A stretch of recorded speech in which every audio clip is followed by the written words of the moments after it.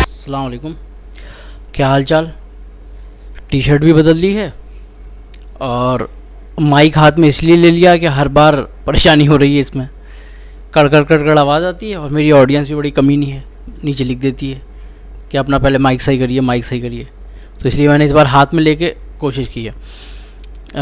आज बात करते हैं, आज क्या अभी बात करते हैं तैमूर की जीवनी के बारे में।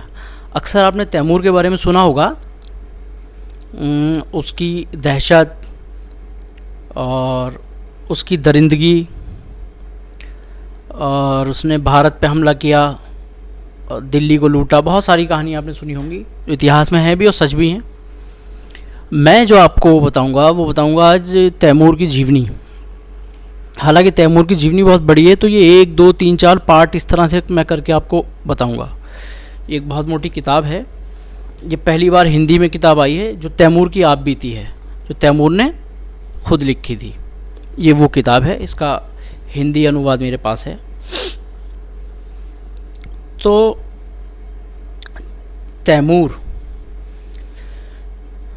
तैमूर के फादर का नाम था तुकराई। कैश नाम के शहर में तैमूर का जन्म हुआ था,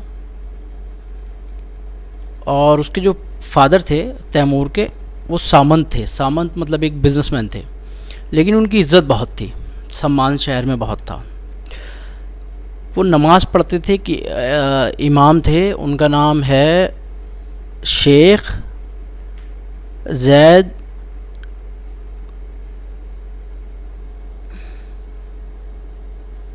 उनका नाम है शेख जैद उल दीन। उनके पीछे वो नमाज़ पढ़ते थे और वो पहुँचे हुए बुज़ुर्ग थे।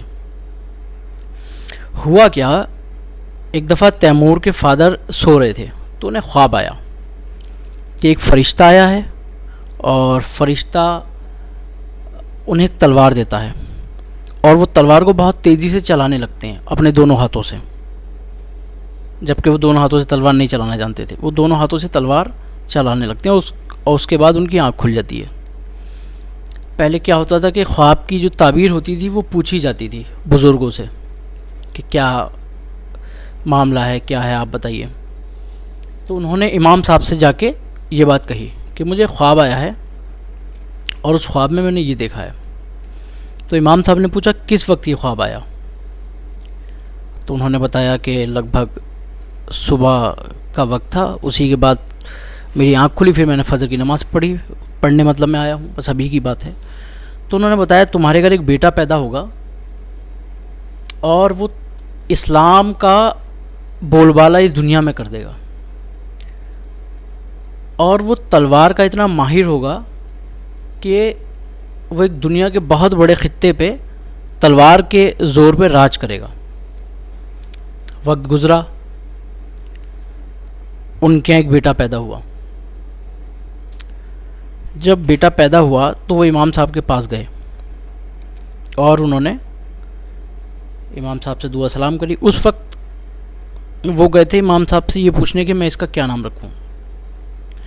इमाम साहब उस वक्त आयत नंबर 67 कुरान शरीफ की पढ़ रहे थे।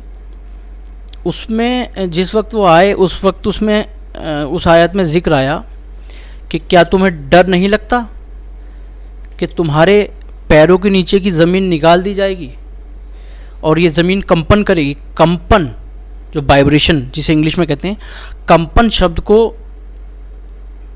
अरबी में कुरान शरीफ में वहाँ पे लिखा गया तमूर।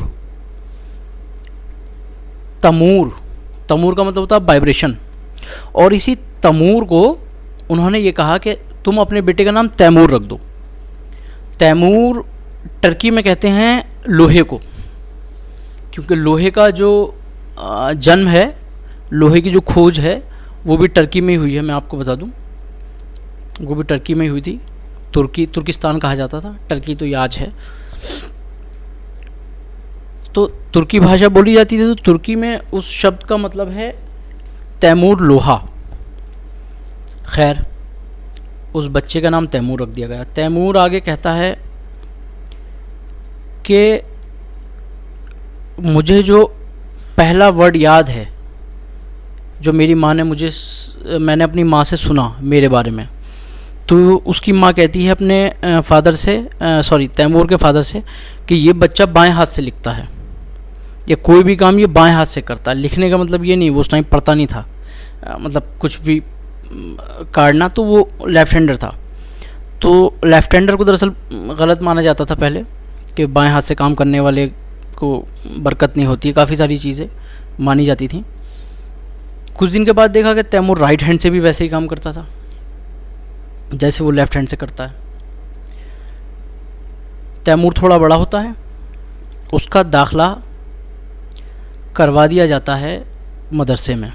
तैमूर लिखता है कि जिस वक्त मेरा दाखला करवाया गया, मैं इतना छोटा था कि जो तख्ती पे मोम मला जाता है वो भी मैं नहीं मल पाता था। पहले क्या होता था, लकड़ी की तख्तियाँ हुआ करती थी, हमारे और आपके बाप के ज़माने में भी, दादा के ज़माने में भी चलती थी। उन तख्ती पे घिसाई होती थी, उसके बाद लिखी जाती थी। तो तैमूर अपनी किताब में कहता है कि मैं इतना छोटा था कि तख्ती की घिसाई भी मुझे नहीं आती थी, वो मेरी माँ करके देती थी। और मदरसे से मेरे घर की दूरी बहुत ज़्यादा नहीं थी, लेकिन मैं अकेला नहीं आता था, वहीं खड़ा रहता था, मेरे फादर मुझे लेने के लिए आते थे। उसके बाद एक पड़ोस का बच्चा था जो उस मदरसे में पढ़ता था, वो तैमूर से उम्र में बड़ा था।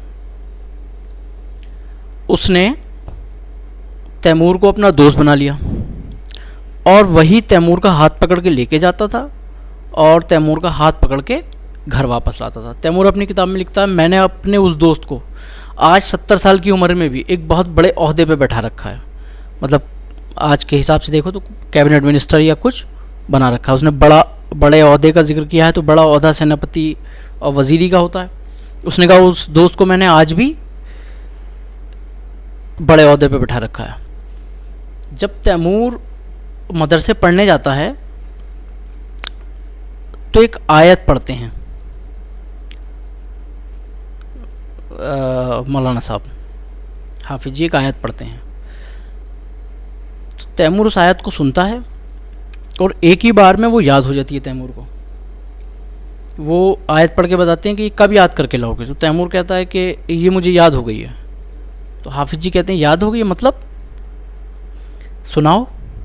तैमूर उस आयत को सुना देता है।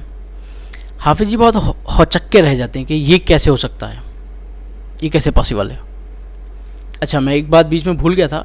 जब तैमूर के फादर ने ख्वाब देखा था तो जो इमाम साहब थे उन्होंने ये कहा था, इस बच्चे को बहुत अच्छी जगह तालीम दिलाना और बहुत तालीम वाला काबिल बच्चा बनाना जिससे ये दुनिया पे अच्छी तरह से शासन कर सके और इस्लाम का झंडा बुलंद कर सके। तो मौलाना साहब दूसरी आयत पढ़ते हैं। दूसरी आयत पढ़ने के बाद कहते हैं ये सुनाओ। तैमूर वो भी सुना देता है, फ़ौरन ही एक बार सुन के वो भी सुना देता है। तो वो थोड़े से परेशान हो जाते हैं कि ये कैसे हो सकता है। जाहिर सी बात है, एक आप भी कोई अचंबा देखिए तो कैसे आप भरोसा कर लेंगे कि ये कैसे हुआ। फिर उनको लगता है कि लग रहा है ये पहले से याद करा हुआ था और वही मैंने पूछ ली है। तो जो इमाम साहब होते हैं वो कहीं से बीच में से उठा के लास्ट की पूछ लेते हैं। पढ़ते हैं पहले, पढ़ने के बाद पूछते हैं बताओ मैंने क्या कहा। उसके बाद तैमूर फिर बता देता है। फिर वो समझ जाते हैं कि ये बच्चा एक बहुत ही काबिल इंटेलिजेंट बच्चा है। ये कोई आम बच्चा नहीं है। जाहिर सी बात है, जो लोग आम नहीं होते हैं, स्पेशल होते हैं, वो बचपन से ही स्पेशल होते हैं। ज़्यादातर केसेस में ये देखने को मिलता है, वो हमेशा से स्पेशल होते हैं। तैमूर बहुत कम वक्त में, शायद 20-25 दिन में या महीने भर के अंदर अंदर पूरा कुरान हिफ्ज़ कर लेते हैं माशाल्लाह से, पूरा कुरान हिफ्ज़। सुहेल बंद कर ज़रा, बंद कर।